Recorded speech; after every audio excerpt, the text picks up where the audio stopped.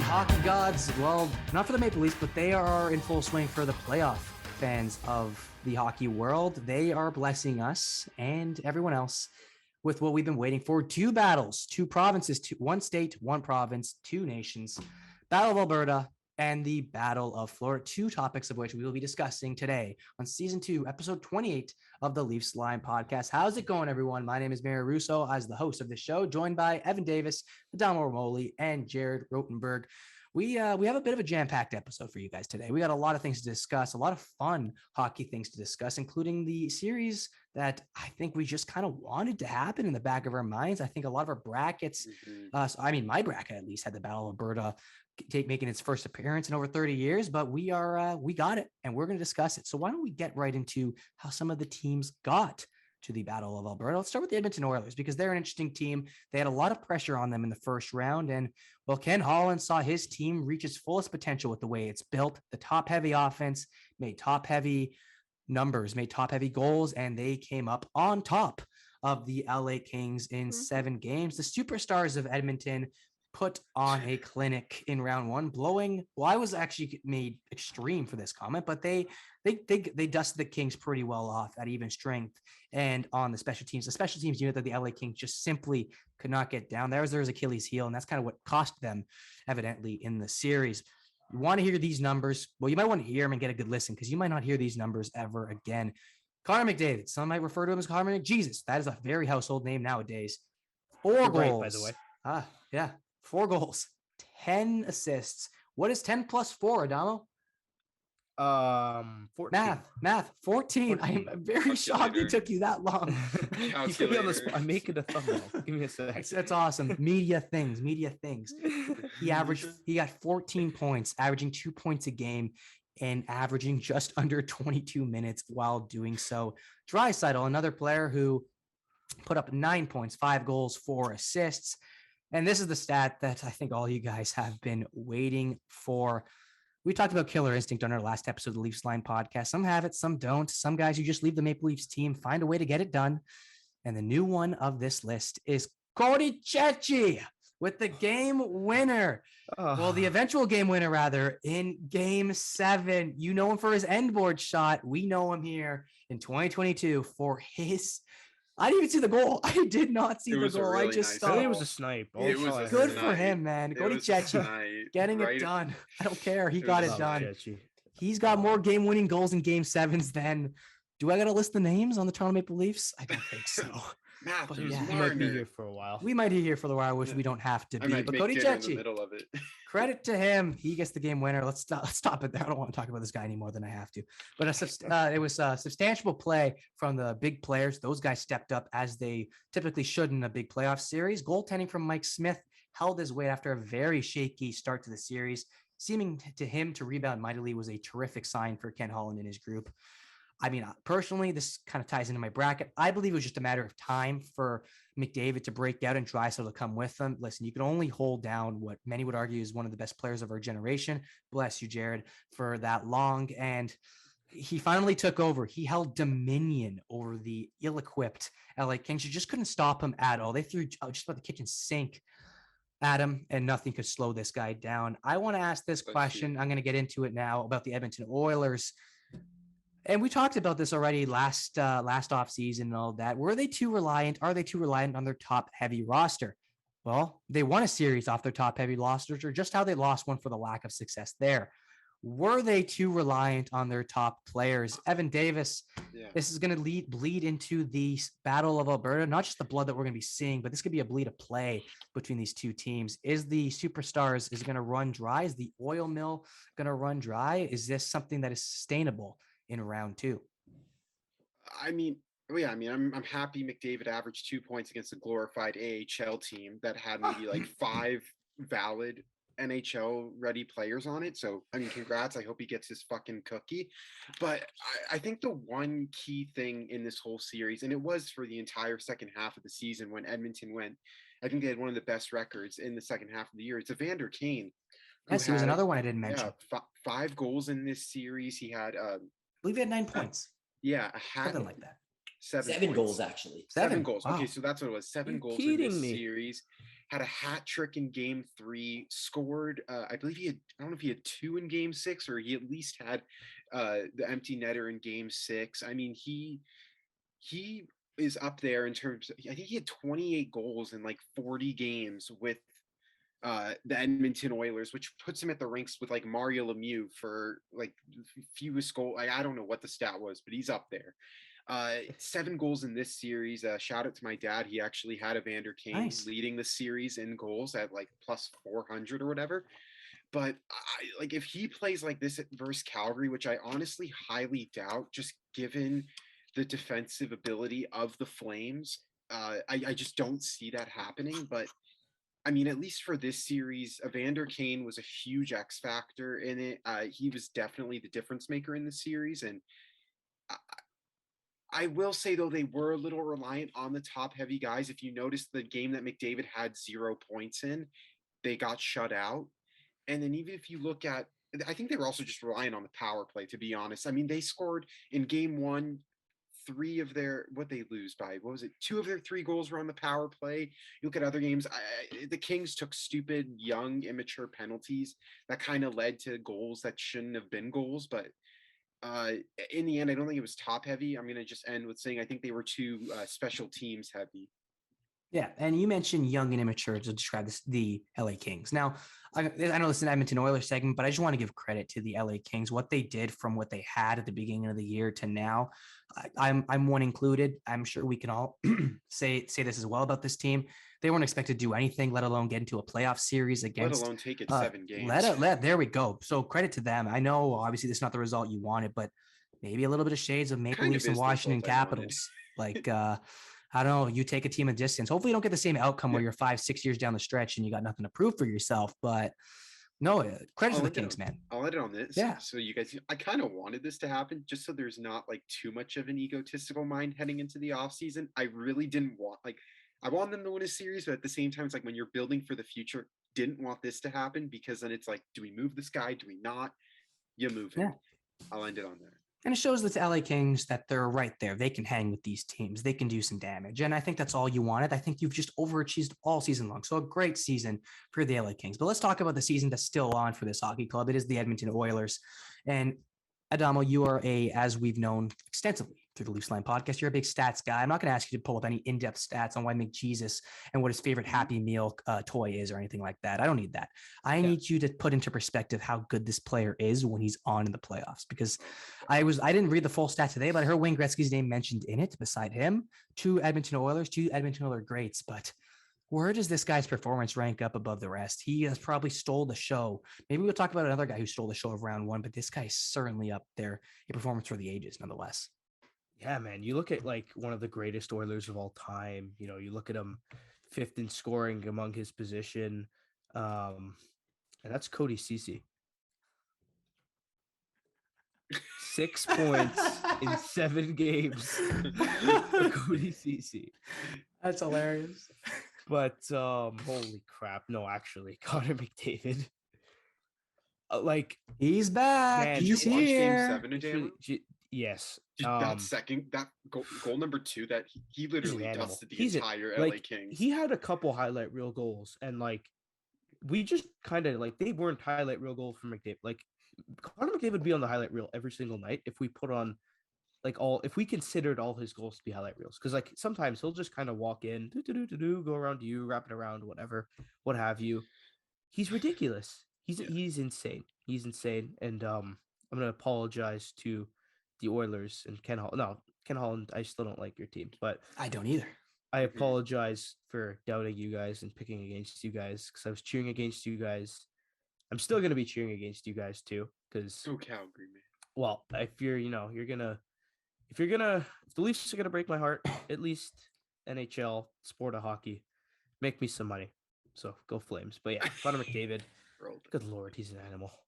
Good Lord, he is an animal. And you discussed, I mean, you were bracket-wise, I believe you took the Kings, correct? Yes, I did. Yes, you did. Kings too. And Jared, I believe you took the Kings as well, correct? No, I took the Oilers. You took Oilers. I didn't check. Damn. Damn. Well, you took the Oilers, but I think it's a little bit of a conflict of interest simply because you were not a big fan of the Edmonton Oilers, much like myself was all throughout the year. I got to ask this big question. You know what's coming to you, big guy. Has your thoughts on the Edmonton Oilers changed whatsoever after one playoff series victory with the big guy showing up? Let me hear it. Let me hear it. Nope. My thoughts haven't changed because, to be honest, my argument going into this series for why I was picking the Oilers is the Oilers are a very flawedly built team, in my opinion. But they're also facing up against the LA Kings, who at the time were out without Drew Doughty. So I kind of figured, okay, this is a series they could kind of eat them alive a little bit, get their cookies. It was a little bit of a series where I was battling with what my gut feeling tells me and what my head tells me. In my head, I'm like, no, I think the Oilers are a bit of a flawed roster. They aren't that strong defensively. They don't have the best goaltending, bit top heavy, yada, yada, yada. Then I'm like, okay, they're facing the LA Kings. I pull up the LA Kings roster and I see their top D pair is Choice, Stetcher, and Alex Edler. And I'm like, okay, maybe a little bit. Where you got that from? That's not their top pair. Before the series, it was on Daily Faceoff. That's what Maybe their like top. Maybe it's what they played in the last game. I don't know. But when I was doing my predictions, I looked at Daily Faceoff. Yeah, it's Anderson in Jersey now. Okay, and that is what it showed up on their top pair. And I'm like, okay, maybe it's not what they used in the playoffs, but how is this going to shut down Conor McDavid? And clearly it didn't shut him down because he was able to be an animal. I don't think the Kings, not that they don't have a bright future ahead, because they absolutely do. I didn't see a way they were going to shut down the Oilers, and obviously I ended up being proven right. I initially had Oilers in 6. It obviously went to 7, so good on the young Kings team to take them the distance. But at the end of the day, I did kind of figure like the top guys on the Edmonton Oilers are not going to get shut down by these guys, and ultimately they're in the round 2. I think they're going to get crushed by the Flames, though. I still think they're such a flawedly built team. And yes, before the playoffs, I said they're way too top-heavy. And throughout this first round of playoffs, they actually got somewhat good depth scoring. So it's throughout the first round, it didn't exactly go to what I predicted it was, where they were still getting actually scoring from, of course, Evander Kane, but as well, Ryan Nugent-Hopkins had 5 points, Hyman had 4. So they were getting some scoring all throughout their lineup. But at the end of the day, I think that just has to do with the team they were playing. They were kind of given an opportunity to do a little bit eat alive that young team. And I have a feeling they're going to get crushed in the next round. Maybe they take it to 6. I got max is what I'd give it. But at the end of the day, the Flames are just better. They're deeper. They're better defensively. I think Markstrom's a lot better than Mike Smith. And I think they're kind of going to show that in the next round. It'll be an aggressive one. It'll be a crazy fun series. I still don't think the Oilers are very good. And I think that the Flames in the second round are going to prove that a little bit and poke holes in that lineup. Oh, why don't we say one thing before we move on? Just one last thing. I do want to give kudos to Mikey Anderson and Sean Durzi, because although McDavid did have 14 points in 7 games, I mean, they shut him down to the best of their ability. I think he easily could have had 22 or 23. But I just wanted to give credit to those two first ever playoff series going up against McDavid and Draisaitl. And you just saw the positioning of those two.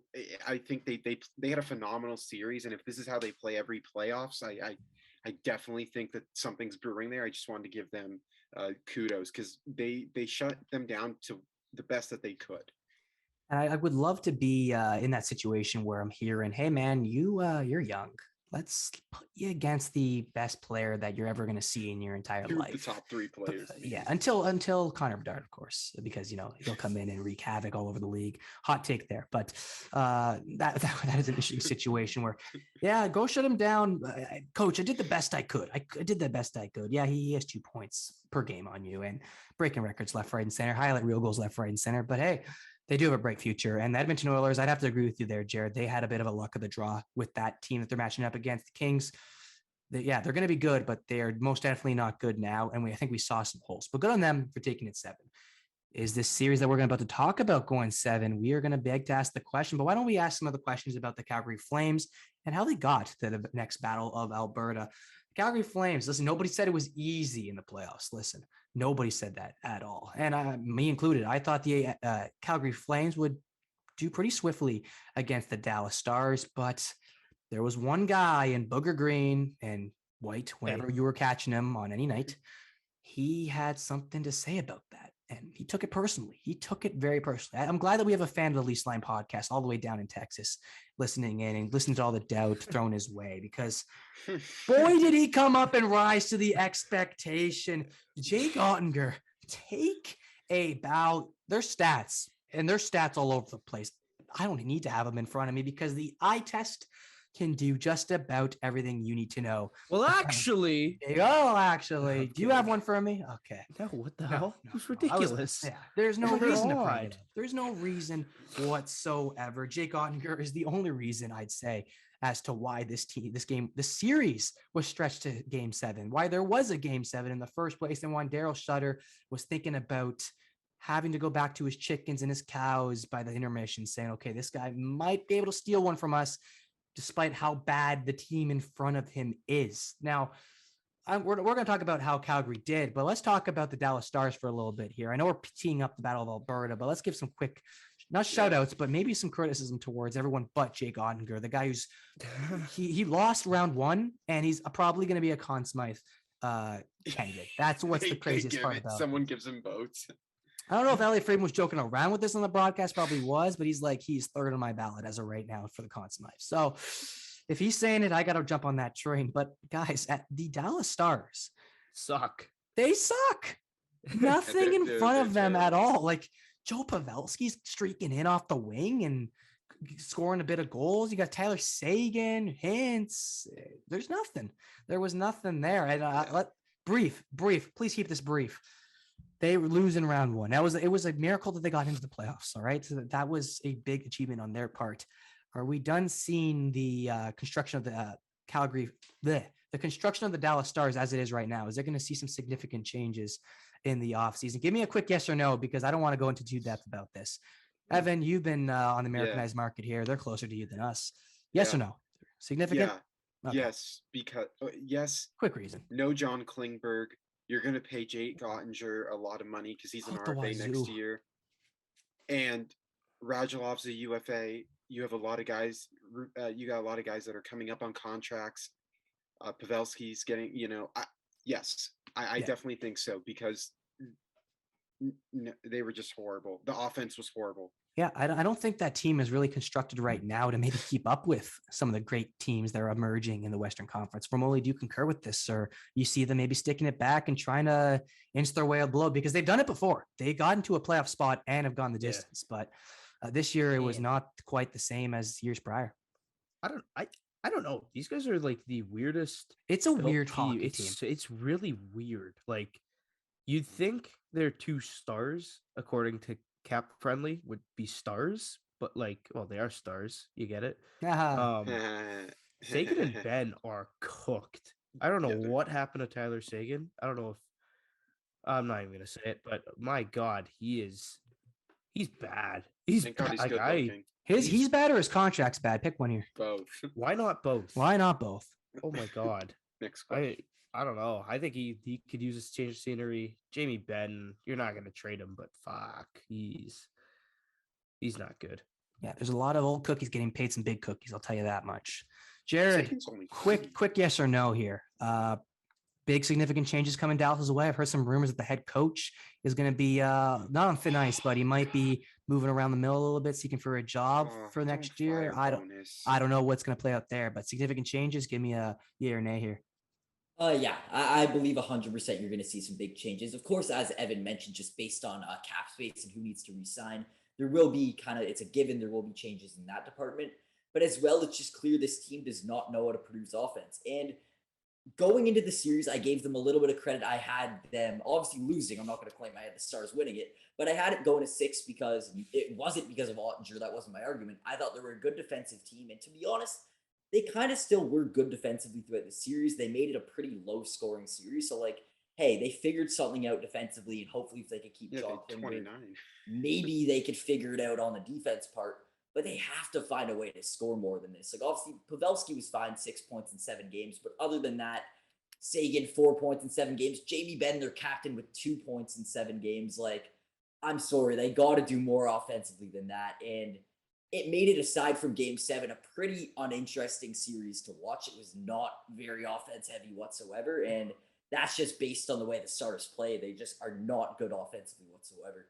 I'd have to agree with that as well. And I mean, this is a little bit off topic, but it's quite funny because I'm looking at it right now. Adamo, you might get a kick out of this one here, but do you know who makes the 3 stars? Is there like What? it's such an out of space question. I'm looking at it. Wait, what do you mean the three? What do You know the mean it three makes- stars At of the the end of the game. games at the end of the game. Yeah. Who makes that? Is it Oh, is it like is there like a specific job? Like, Hey, I'm gonna pick the 3 pro- stars for every single game here. probably the in-arena hosts. Oh, so it is the inner. Thank the Jesus Lords of Right. heavens. I thought I didn't want to critique the NHL. That's why they get that clarification because Johnny Gaudreau has the first star of the game. I know he scored the OT winner, but when a guy puts up a 64 of 67 shot save Yeah, it's ratio just if there, you lose the game, you're not the first star. Yeah, they You're- weren't about to have Jake Ottinger and the first in a game 7 fucking That- with the stick, in no Calgary. shots. Exactly. it just I'm begs to ask the sorry. question: what does that? I- No take? one will have a problem with him being the It's second funny. star, but the first star after your team just won in overtime at home. Yeah, you can, just second place. I'm sure he's fine with second place. I'm sure he's not fine with a series loss where he's put in his guts, Yeah, hearts, and just okay. about everything else. Media answer for me? representatives of the home team make the selection. It is also it also awards a nightly set of 3 stars, which are the 3 best players of the game in a league on any given night. So media representatives there Yeah.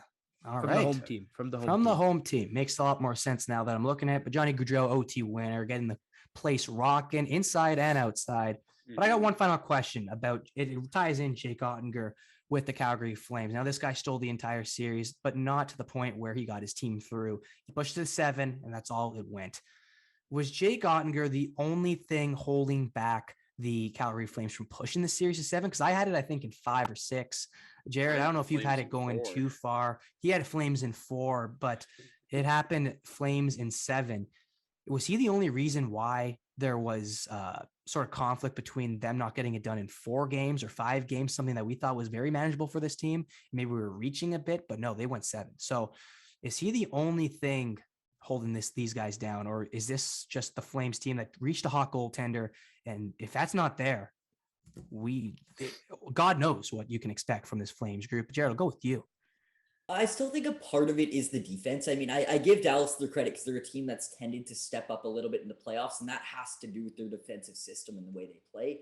I mean, they did a fairly good job. Yes, they're leading point getters in the series were Gaudreau and Tkachuk, but they only got 2 goals from Gaudreau and 1 goal from Tkachuk throughout the series. So they definitely did a fine job of not really allowing those stars to run up the score offensively. The leader on the team in scoring throughout the series was Elias Lindholm, who only had 3 goals in the series. So, like, the defense, I'm going to give them their credit still. They did a fine job in shutting down the superstars on Calgary. But, of course, when you look at those last few games of the series, it's Jake Ottinger's the reason that this one went the distance it did.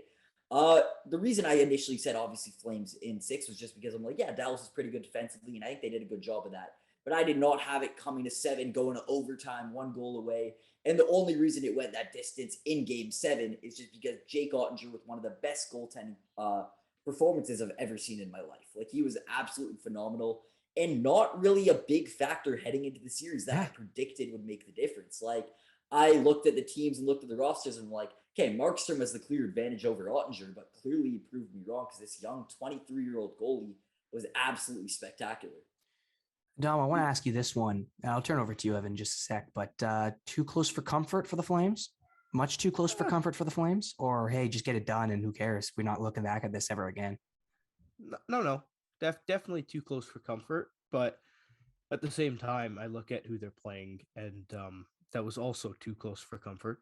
Like, realistically speaking, I did think the Oilers would get it done. Like, over the my gut really was telling me the Oilers would beat the Kings. But I picked the Kings because I was cheering for the Kings. Not gonna lie. So it's like the Florida Washington. Yeah, version. like so both Discuss. series are going too close for comfort, and I just think the Flames are better. So yeah, definitely too close for comfort to keep that short. What a stinker it would have been, though. Well, first of all, my bracket would be kind of in shambles because I have the Flames hoisting the Stanley Cup. But no, you'd be in the same boat with me. Oh, they'd be done. Yeah. There'd be a little joy in my life in the month of May. But I digress. Evan, too close for comfort with this team. Like, listen, this could have ended really drastically bad for the team if they lost Game 7 off. I don't know how many shots Dallas put up, but I know it was not They a did very like 30, around like 32. And when you're 33. going deep into overtime, that's a pretty low number to say the least. But if it were to end off a shaky goal in overtime or a clean goal, that's a really tough one to swallow. I know Leafs fans were going to be like, if this happened to them, what happens next? But no, what were your thoughts on it? A little too close there? No, I don't think it was really too close at all. I mean, like when we seen the play, and like let's be real, like it's not like Jake Onger had a horrible regular season. You know, he still won 30 games, had a 914 save percentage throughout 46 games played. But you know, we've seen this so many times in the playoffs where just like it happens where a goalie just gets hot right off this, like right Yeah. off the top. And we saw that in game one. And in this series, there were only 29 total goals scored. So, I mean, it was just a defensive stalwart on both ends, but I don't think it was too close for comfort because in the end, like Calgary wasn't taking like outside shots. Like Dallas wasn't pushing them to the outside. Like Goudreau could have ended it in overtime so much earlier on the power play. So could have Tyler Toffoli. I mean, they had grade A chances, and Jake Onger gave them the "How you doing?" Yeah. Like it's not like the Flames were like getting outworked. It's just Jake Ottinger was unbelievable. And I felt so bad that it's like out of all the shots to go in, it's a sneaker that just goes right over his shoulder, right in between like the mask and the shoulder pad that gets in. That was sucked, but no. And also like Edmonton, I pick Kings because Kings, but like in reality, I thought the Oilers would stomp on them. And besides game three, LA kept it relatively close throughout that entire series. So, I mean, if you're struggling with LA, I mean, at least Dallas has NHL talent. Like, Right. I'm not trying to be mean, but like 9 guys on the Kings made their playoff debut this year. Like, at least Dallas went to a cup, like bubble, but cup 3 years ago. Like, no, there's a there. resume there. Absolutely. There's history. And there's history between the two teams that we're about to discuss here. Battle of Alberta. First time these two teams will meet in the postseason since 1991 season. I'm going to give up just a little personal tidbit here. The first time I ever kind of heard of the Battle of Alberta or sort of got familiar with it, it's always been there, but I sort of realized this. Do you remember when I think Cam Talbot was on, I want to say Edmonton? No, he was on Calgary, and Markstrom was on, no, not Markstrom. Sorry. No, Mike Smith. Yes, Mike Smith. Oh, no, Cam Talbot was on Edmonton. Mike Smith was on Calgary. Yes, there we go. And they fought. That is where there was a huge, massive brawl, discipline all over the place. I think there was the Kachuk Slewfoot on Cassian, something like that, or vice versa. That's when one of their many. And that's where I got the real taste that this is the Battle of Alberta. And I tuned in for every regular season game thereafter. And that was in early January. So there was a bunch of time left. Then COVID kind of blessed us with this great division that saw almost every matchup every other day be the Battle of Alberta, which was it's sort of just taken a repetitive decline. And now we're seeing it with stuff on the line, consequences, not just a playoff spot, a playoff victory, and a chance to go the distance. Some places that these teams have not seen themselves in quite some time. I'll give you the stats. I know as useless as they are, but the last time out, the Oilers bested the Calgary Flames in a 7-game series. In game 7, Calgary was coming back, but the Edmonton Oilers at last spoiled it and took the victory. And to make matters more interesting, guys, the two teams split their season series 2-2. And it doesn't get any tighter than this, but is it that tight? That's the big question that everyone is asking themselves, because the Oilers, they're uncertain about Draisaitl's health. And heading into game 1, the Flames are sort of in the same boat. That's one of their best players for the Oilers. The best D-man for the Calgary Flames, and Chris Tanev, he is also on the mend as well. I'm sure they might be good to go for both game 1s. This could be just a precautionary, maybe playing your cards right. I don't know how it is. Maybe a little decoy there, but I'm sure these guys are going to be in the lineup game 1. So don't look too much into that. But this is the one thing that I think we're going to expect to see from this series. It is going to be a bloodbath. Physicality is going to be through the roof. Penalty minutes, well, that's the big mystery, is it not? Penalty minutes is what I'm going to be asking you guys right now. I think personally more power plays does give the advantage to the Oilers just because of the star power on there, but less whistles. I think that lets the Calgary Flames play their advantage a little bit. You let Kachuk, you say you could do whatever you want, and we'll pull this one out of the book. Get away with murder if you have to, and he sure knows how to get away with murder. I've seen in his past. I hate him. I hate his guts as a player, but you love to have him. Hate to play against him, and you might see this if the whistles go in the back pocket. Physicality is known as well to strengthen the Flames. We've seen this time and time again throughout this regular season, in the postseason as well in years past. I think it's going to come down to this. Who is going to be able to meet the physicality, match the physicality, and will the refs play a role in it? Jared, you have been very adamant in the Leafs Line group chat about the officiating. I remember you saying you were a bit of a fan of it early on, and then it was just the inconsistency, at least for me, the inconsistency from when you're going to call something and when you're not. That's when I sort of draw the line. We can have a full discussion a whole other day on officiating, but will they dictate this sort of series as heavily as some people may think? Are they going to be blowing the whistles left, right, and center? Or are they going to let the boys play and give us, I think, what we all want? Let these guys play. Let's see the bloodbath happen. Because 1991, I'll tell you, I watched some clips. Those things don't even get away in this day and age. But do you think the refs are going to sort of let this thing play out? What do you see from them? What is the style heading in from the officiating point of view? I didn't think we'd be talking about the third party, but here we are. Well, to be honest, based on the way that the first round of the playoffs were officiated, I have a feeling that they aren't going to put the whistles away. I think they are going to kind of police it a lot more than maybe you would want.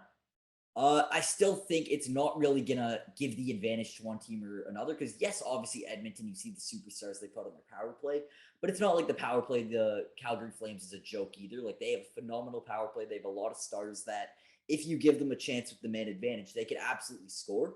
So I'm not going to argue that that's something that's going to give a certain team an advantage, but I do have a feeling that just based on the way the first round is officiated, I don't see them changing it at all anytime soon. I have a feeling that this is going to be the most tightly officiated playoffs that we're going to see in quite some time. And I don't necessarily hate it to an extent. All season long, I've been a huge, that's the word, I've been a critic of the way that in past years the playoffs have been officiated. I'm not a fan of the get away with murder things. I think it gives advantage to teams that maybe aren't as skilled, but teams like the Islanders that actually commit murder in the playoffs. And it allows the playoffs to kind of go differently than the way they usually go. So I'm not opposed to the refs calling things, and I do think they're going to continue it. But just, yes, we're not getting too into the officiating, but the big example was in the Leafs Lightning series. They called a lot of soft things that even in the regular season would have been soft calls. And I do think they need to not completely put the whistles away, but they need to be, at the very least, more consistent. And as well, they just need to be smarter and recognize that it's playoff hockey. And yes, you can't let them get away with everything, but to let them get away with literally nothing too is you're not letting them play properly at that point. And I think all of us here kind of want to see the series play out properly. Let the best man win, whether that be the Oilers, who are heavy underdogs, come back and sort of do what they did in 1991 and spoil some comeback from the Flames, or vice versa. You want to see the favorable team win, but maybe not without a fight from the Edmonton Oilers. I want to see a great hockey series, much like the other one we're going to talk about down the stretch down in Florida. But Adamo Romoli, do you see the officiating playing a big role in this series? What is your, I'm not going to say what's your philosophy, because I'm sure I know what you want to see from these two teams. I think you like a good bloodbath more than anybody. I've seen how hard you go in the corners. Let's just say that. But how do you see this thing playing out, man? I think the officiating, especially with this playoffs, is always going to be kind of the focal point, we'll say. I know the refs tend to make the show about themselves, and I don't know if you kind of a little aside. I don't know if you guys saw, but the officials from Tampa and Toronto Game 4 they're gassed. are gone. Really? I did not read that at all. Gassed them from the roster for the entire playoffs. Hopefully they're trying to cut down on shitty reffing. I really think I don't mind them making penalty calls, but it's kind of like make them penalty cards though. Make them penalty calls. Like I really hate to say it, but I would not be opposed to, from a fan's perspective, the refs, putting the whistles away. And I think they are. I think they are, because the NHL wants, the best product. Entertainment. They want entertainment. I hate to say it, because this might sound a little mean, but a lot of the folks down south see hockey as fighting, and you're gonna get a lot of that in Calgary, Edmonton.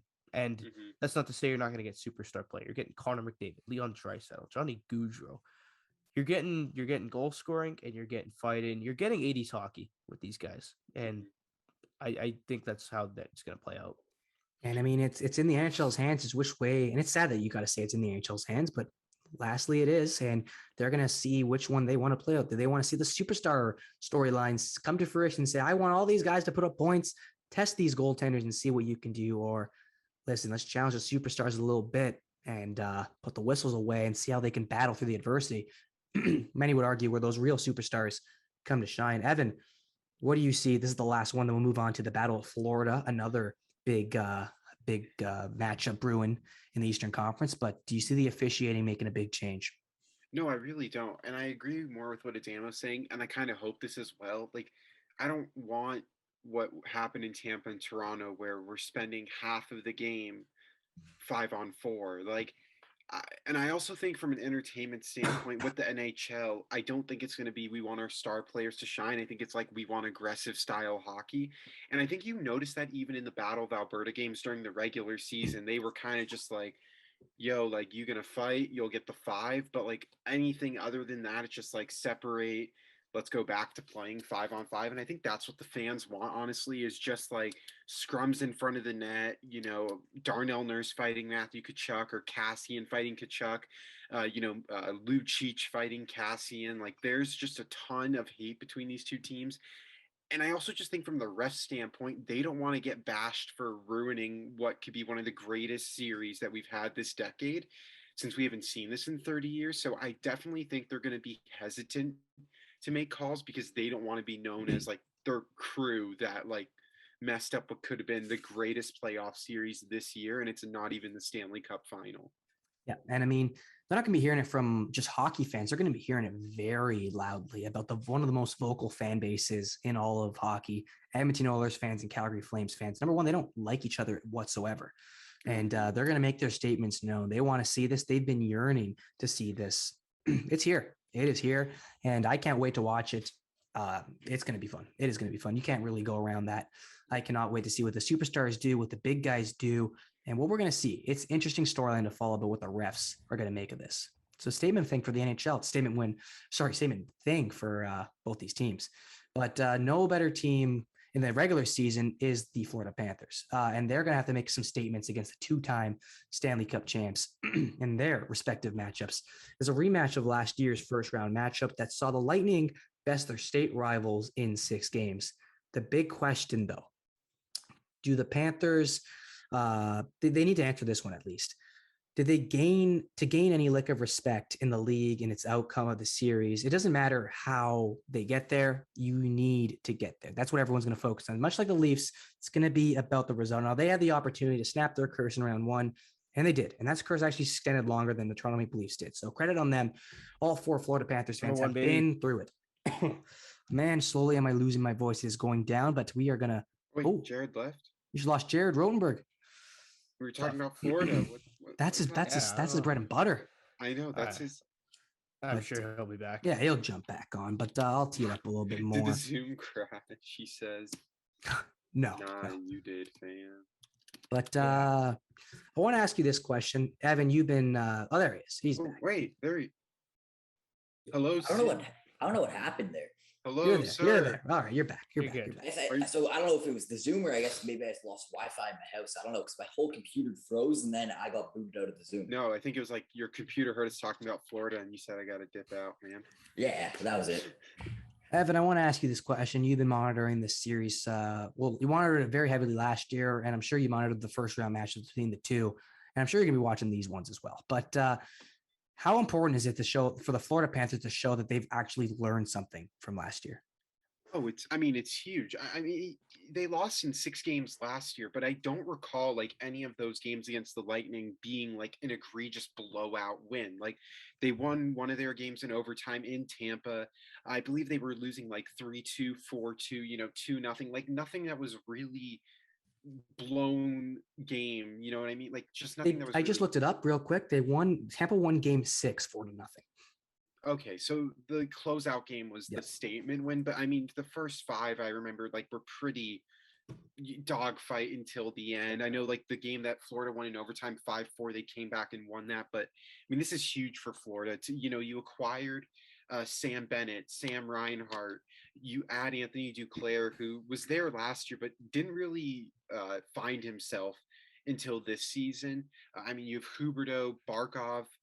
They got it all now. Obviously, those guys were there last year, but I think the huge X factor in this series is going to be Sergei Bobrovsky, who was a little leaky in the Washington series. They definitely got away with that series win. I'm not going to lie.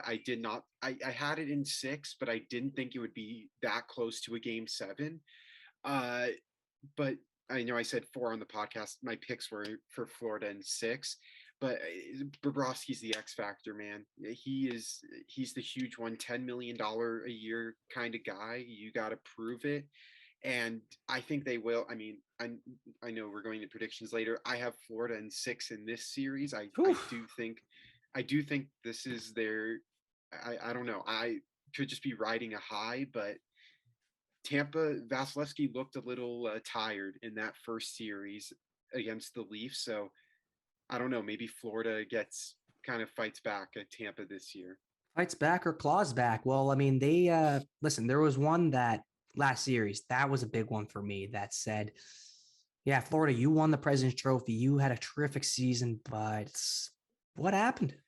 You kind of, I'm not gonna say you ran out of gas, but I think you ran out of like what you were thinking. What were you thinking heading into a series against the Washington Capitals, where this team has been to the playoffs almost every year, and they continuously fight until they're out, and they're out.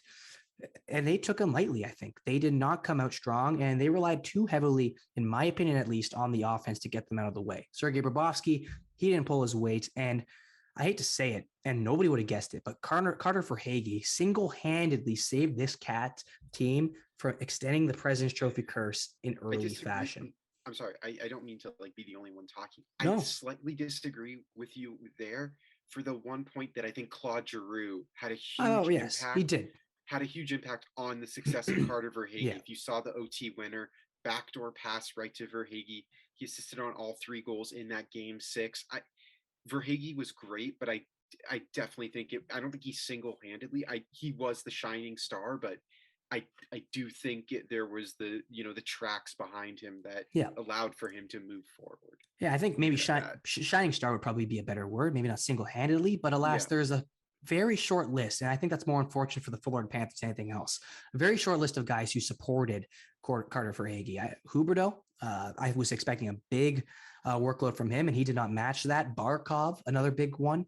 There's so many players you could point at. There's so many players that could have done more. Sergei Bobrovsky, I know I mentioned him, but he's another guy who could have found another level and elevated this and took care of the Washington Capitals very swiftly, because he was the better goaltender in that series on paper. Like heading in, he was the guy who was supposed to save the day. There was no contest. And then Samsonov and Vanacek, they came out of nowhere and they made it a series. And Jared, I want to turn this over to you. Listen, in order to beat Tampa, you need more than just goal scoring. I think that they learned that last year. You can outscore your way as much as you want, but if you don't have the superstar power of the Tampa Bay Lightning, or the depth power of the Tampa Bay Lightning, or the defense and the goaltending of the Tampa Bay Lightning, the special teams of the Tampa Bay Lightning, they have it all. That's why we've talked about them so extensively all season long, is because that's a team that other teams should model off of. Florida Panthers, this is the series where they're going to say, if we can model off them, if we are going to be respected in the upcoming years going forward, we need to know that we can live up to this team. The league needs to know that there is a better team in Florida. There's the best team in Florida. It is not the guys who are the 2-time champs. It is the guys who will be golfing before us. The Florida Panthers need to prove that they're a better team. How are they going to do that? What's the game plan heading in? What needs to get done from this group? Because you cannot rely on what you did. It is not enough to get past Tampa Bay Lightning of what you did in round 1. Yeah, well, just going back to the first round briefly, of course, that was my hot take one. I had Washington winning. It didn't end up happening, but the same flaws that were my reasoning for giving Washington the win there still showed up throughout the series where Florida found themselves not playing that strong defensively. There wasn't great goaltending, and as well, they constantly relied on having slow starts to games and then using their admittedly amazing scoring ability to crawl back into games. And I just don't think the Tampa Bay Lightning are going to allow you to do that. Yes, the Leafs in game 5 and game 6 were down 2-0 and made them games, found a win in game 5, went to overtime in game 6. But still, those are the few examples. I don't think in general throughout a series, Tampa is going to allow Florida to be down in games and then crawl their way back. I just don't think the Lightning are going to let them do that. The Lightning are such a good defensive team. We learned that throughout that series, and I have so much respect for the way they played. And for that reason, I'm still not sold on the Florida Panthers. I was kind of a little bit suspect with them all throughout the season. And yes, they got a win in the first round against the Washington Capitals, but I didn't see enough from them that convinced me that they're capable of beating the Tampa Bay Lightning. I think Vasilevsky, yes, he had a slow start to the series, but in the big games, he showed up, especially game 7. he really kind of stepped up and said, okay, we're not letting ourselves lose this series. He, of course, beat the Leafs and made it past to the second round. I don't think he's going to let the Florida Panthers really run up the score there. They're a team that fully thrives off their offense, and Vasilevsky's going to have something to say about that one. And as well, I was so impressed with the way that the Tampa Bay Lightning blocked shots. Guys like Victor Hedman were absolutely phenomenal in the first round. I don't know if I trust the Florida Panthers to do it. And sure, they proved me wrong in the first round, so maybe they have something else to prove me wrong in the second round with. But heading into the series, I'm going Tampa in 6, and I really love the way that the Tampa Bay Lightning played. And I had a lot of respect for them after that series. I was not sold with the way that the Florida Panthers won their first round series. And for that reason, not that I think it's going to be an embarrassing faction, but I think that the Tampa Bay Lightning are going to prove that they're a lot deeper of a team. They're a lot stronger defensively, a lot better in net, and it's going to take them to the conference finals. I think they are going to beat the Florida Panthers. Yeah, and I mean, this is both series that we discussed today. Battle of Alberta, Battle of Florida, both statement games, both statement series. Like the Edmonton Oilers, this is I would say this is a statement series for them, just because if you can get past the heavily favored Calgary Flames, and it is a very bitter rivalry down there. If you can beat that in that situation, with all the doubt that was with you heading in, with the way your team's constructed, you're proving to a lot of people, including the other teams in the NHL, that you should be scared. You should fear. And you can maybe see this through McJesus coming through once more. Maybe this is his playoffs, not just his series, but his entire playoffs. You got to ask the question. Same thing for the Florida Panthers. They got something to prove. They are not done yet. Sure, you could take the pedal off the metal once you hit the President's Trophy and say, feeling accomplished. It does not end there. They just squeaked by. It looked as though that they felt too accomplished. They said, okay, we're going to just take it easy. That did not happen. And I know there's no freebies or take it easy nights in the NHL, but that's what the effort that they put out. That's what you led people to think. Can't happen. Cannot happen again. Because Tampa, all the cliches that were revolving around their team, oh, they're too tired. Oh, they got 2 cups. They're fine. They don't need the 3. They don't care. They don't care at all. They want 3. They want to be historic. They want to be a dynasty. They want to be a team that 30, 40, 50 years from now, everyone remembers them, because you know how hard it is to win a championship in the NHL. Adamo, do you got anything else to comment on the Battle of Florida here? Like not really, honestly. You guys kind of hit on everything. I think Florida's gonna end up taking it in the end. Sorry, holy cow! Whoa! Silly me. Tampa. I think Tampa's gonna take it in the end. I have them going to the finals.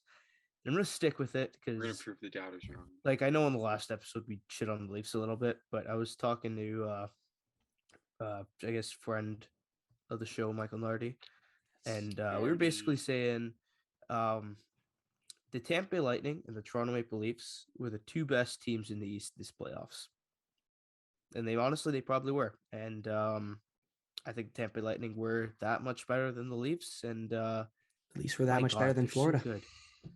Like, damn, Florida, that was shocking. Yeah, they went 0 for 18 on the power play that series. That was. Did they actually? Yeah, they just squeaked by, man. Like they should be very That's why lucky. I'm thinking like they were a post away from being gone. Well, not gone, but close to being gone. Down 3-1. Yeah, man. I mean, New York was down 3-1. They won. Oh, yeah. I'll still definitely take Tampa. Like I was looking at Tampa's lineup. I never realized just how deep they are. Like Anthony Cirelli does not get enough credit for how good he is. And I think he's definitely get Selke votes. I think he should probably be second behind Bergeron and Selke votes. Yeah. Like he's a friggin' animal, and he's good offensively too. And he's from Woodbridge. So brownie points for him. I do want to ask this question before we sort of sign off, or maybe if we have time, quickly go through our brackets. But I want to ask this one because it ties into both the Battle of Alberta and the Battle of Florida. I hint to it a little bit. Who has the more pressure on them to take a victory in this series for the betterment of making a statement victory and showing to the league that you mean business? Is it the Edmonton Oilers or is it the Florida Panthers? Oh, fuck. Anyone take a stab at it? I'd say still the Florida Panthers, just after winning the President's Trophy. But there was a lot of I'd say I personally, for one, was not convinced with the way they played and how it's going to translate into the playoffs. I definitely was not alone in that feeling. I think a lot of people were a little bit having some question marks with the way that the Panthers played. They just squeaked through the first round, and I think they have a lot of pressure to step up and show the level of play that they gave in the regular season. They need to prove that that wasn't a joke, and they need to prove that they're a legit team who could take down the back-to-back champions and maybe make me look stupid for having them as a first-round exit by walking away with the Stanley Cup. If they could step up and do that, because they're a very skilled offensive team. I rip on them a lot and I criticize them a lot, but they are a good team, and I'm giving them their respect. I wasn't convinced with the way they took down the Washington Capitals, though, and now they're not getting a quote-unquote joke of an opponent. They're playing the freaking back-to-back champions who played phenomenal in the first round, and they have a ton of pressure to step up. With Edmonton, on the other hand, they were gifted as well a bit of an easy opponent. They made it through the first round, but I think there's a lot of, as well as Florida, but even more, I'd say a lot of very clear flaws on that team. Going into the year, they fired their coach. There was a lot of up and downs throughout the season, whereas Florida was dominant all throughout. So with Edmonton, it's a little bit more excusable if they were to fall short. Making the second round, I still think they get a little bit of credit for that, because there was a point in the season where they weren't even expected to make the playoffs. So for that reason, I think Florida has a lot more pressure.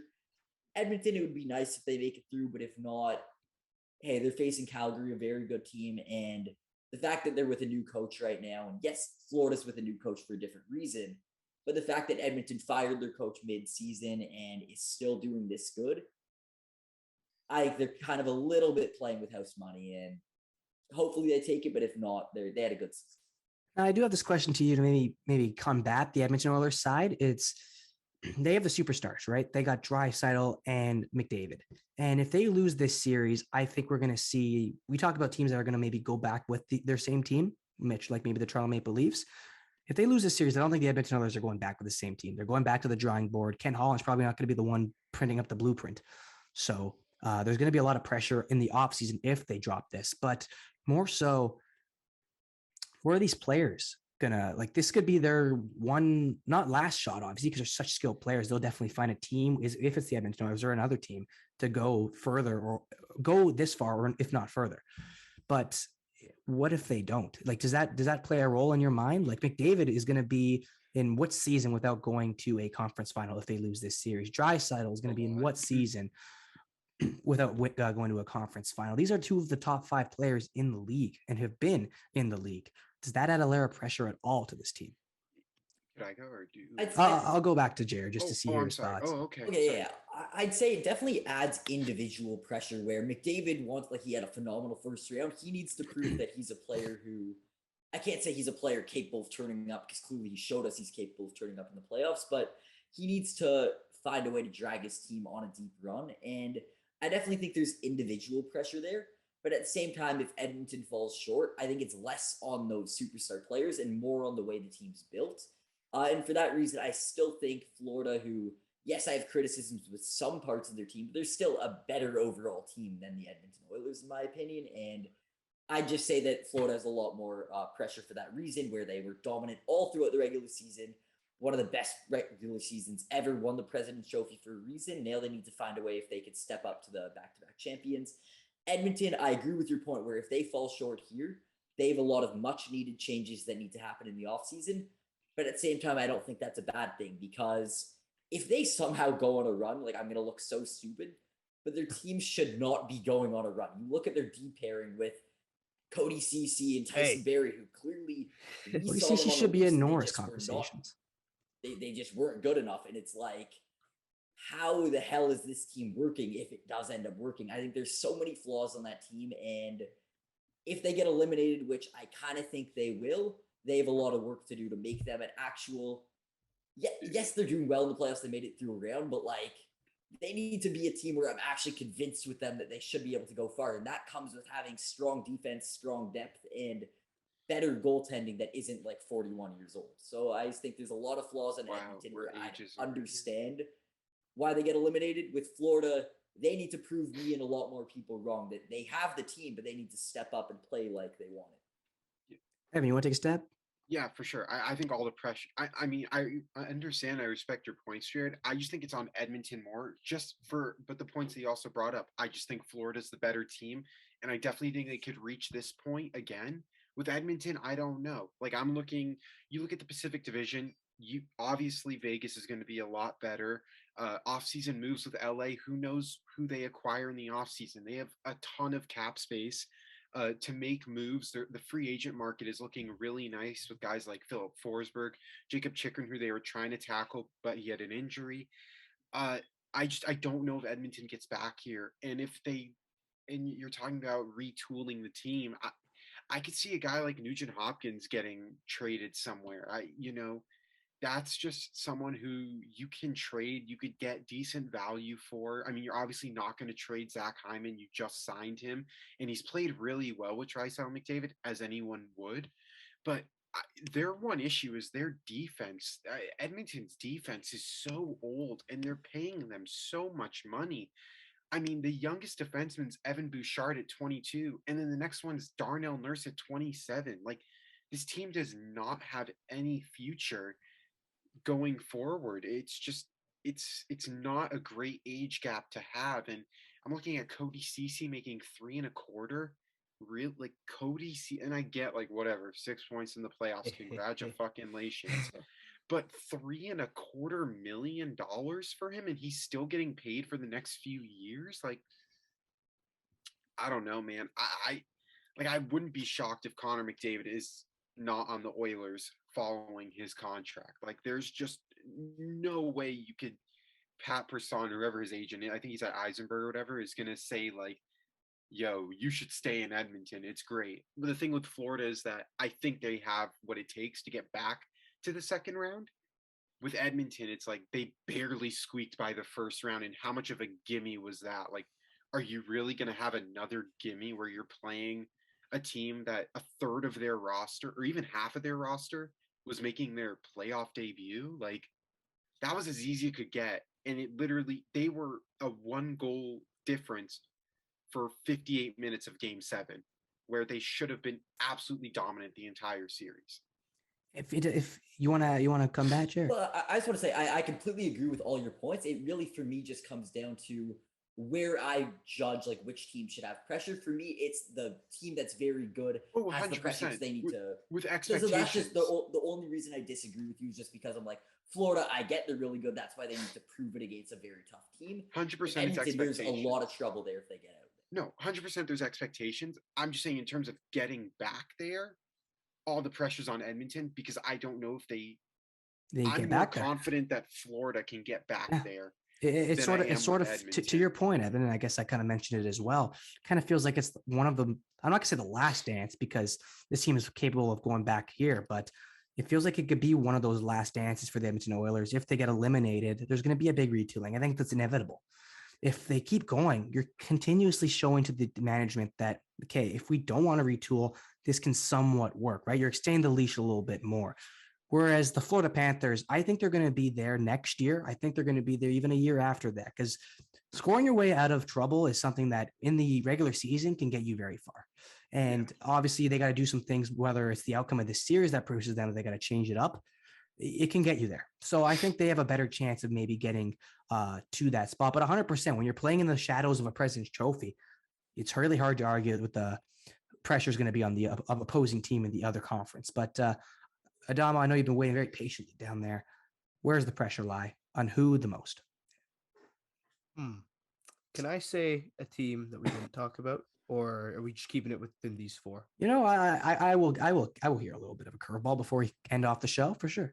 Love your okay. Oh, I was gonna say the Avs, because we've been hearing about we've been hearing about these guys forever. It's time to go in the cup. Like, how many years has it been? Favorites. Fucking everyone's bracket. Oh, Colorado, Tampa, Colorado, Tampa in the finals. And then not mine. When are you gonna do it? Was it your bracket? No, but I'm not even blaming you. It's because that's everyone's bracket. That's that what was makes my the bracket. most sense. Was Colorado, Tampa. Because that's what makes the most sense. And they get the conference finals. Nope. They've been second round. This is the round where they need to show up. Yeah, there's your pressure. But if you want to talk about teams in this series, it's probably the Panthers for like the similar thing. Like, you guys won 58 games. Go show it. Win a big 4. Yep. Yeah, simple as that. There's pressure both ways. It's the reason why I brought up the question was because, it's easy to go. I'm not going to say it's the wrong answer. It's easy to go with the Florida Panthers, just because they've playing in the light of that massive trophy. It's a huge accomplishment in hockey. I think you get a banner for it too, if I'm not Yeah. mistaken. So it's a huge accomplishment. Well, But depends. well, it Adamo, do depends. you mind if I ask Adamo a question? Yeah. This is- Ooh. Okay, I'm just curious because I just saw the stat and it was mind-boggling. Yeah. Between the two, who do you think's the better defenseman going the rest of the playoffs? Cale Makar or Victor Hedman? It's a good question. Because it's Cale Makar. Dude, I didn't even realize he had 10 points in the 4 games while averaging 25 minutes on ice. He's ridiculous. I Like- think he's But it's- probably the best defender in the league. I just want to say one thing. I think Cale Makar is phenomenal offensively. He's going to be better Oh than my Victor God. Dude, have offensively. you not seen him defensively? No, I've watched out. He's just phenomenal. He's absolutely amazing. But Victor Hedman's a big fucking boy who could block shots. I think in terms of playoff style play, I think Victor Bro, Hedman's going to be very. I would counter that with Cale Makar's speed. Like the way that I this would guy counter can- that with Cale Makar, period. Yeah, like the way that Cale both Makar is are able phenomenal, but yeah, it's just the way that he's able to skate up and down the ice and like eat a cookie in the middle of a game. Like that's just That is I was pretty just cool. curious to hear like what it because I thought it was Cale Makar too. Just after I know it was Yeah. Nashville and Connor Ingram, but like the way he just He's dominated. a defenseman, man. Yeah, he's a defenseman who had He's not 4 a more defenseman. points than the next guy on his team. Oh my God. I would love to go look so far back, like maybe a time machine, to see if Cale Makar was actually a defenseman coming up anywhere. I like he's not a defenseman, man. Defensemen Dude, don't do that. How bad does Philly feel for taking Nolan Patrick when Cale Makar was right there? Well, to be fair, wasn't Nolan Patrick was like number one He all was year. so I highly know, touted but it's like when he was a with little Brandon, kid. he was When he was a little nuts. kid. But it Yes. reminds me of like when I know we're getting so off topic, but it reminds me of like when Brian Burke took Morgan Riley like 4th overall, and Riley didn't even play or 5th overall and didn't Yeah. even play in the regular season. Yeah, But he no, just knew what Morgan Riley was going to become. and he was Are right. Credit we- to Burke. Are we over getting there. into Leafs draft blunders, man? That's a long road. That was That's How a about the year draft conversation. before blunder? that? You guys remember the year before that? What was the year before that? 2011, that Biggs. was Brian. Biggs. Yeah, exactly. He traded John Gibson and Ricard Raquel for Tyler Biggs. Did you know we drafted for Hagee too? Yeah, we drafted Verhage. We Yeah. even groomed Verhage. We were Okay, nice. well, yeah, you want to talk about guys that didn't like get groomed until like year 9. There's Carter Verhage Well, for they had years. Mason Marchment. Mason Marchment. Yeah, they all else go to do we give Florida, them? right? The way Yeah, that we Adamo's had- looking at the ceiling, like We what had the the chance. fuck happened? You guys remember? I don't. It was probably just a rumor, but it was Travis Dermott for. Oh my God, what's his name? Why am I blanking? The defenseman on Florida. Oh, Uyghur. Righty. Yeah, Dermott Oh. for Mackenzie Uyghur. I did not hear that, but that would be absolutely incredible. Yeah, that was a thing. It might have been a little bit of a rumor, but I mean, I know. Uyghur was like they the were trying to last pick shop in the Uyghur. draft. Oh, Uyghur's incredible. He's He so was like 204 or something in the draft. yeah. Anyways, gentlemen, let's Oh. let's just stay on the tracks. Leafs right. Leafs draft blunders is a full episode in itself, so we don't got to get into it now. But that I think that's going to do it for For sure. season 2, episode 28 of the Leafs Line podcast. Should we go Present to through our you. brackets by- or nah? I don't think we have the time. Yeah, We're we're quite on. We're quite tight. Okay, fair. We're tight. Yeah. We're good. We're good. We're I have good. Colorado, Tampa there. I'll say it. I have Colorado. Well, if you want to see our Carolina, so graphics, If you Let's want go. to see our graphics, you wanna they're see on our the graphics- Dynasty Sports. on Instagram, yeah, on at Instagram. Dynasty Sports Hashtag Official. ad. And if Official. you go look, I don't know about now, but like I do intend on keeping track of our brackets Yeah, and see maybe some putting an standings. updated one out, put some standings out. So I'm winning right now.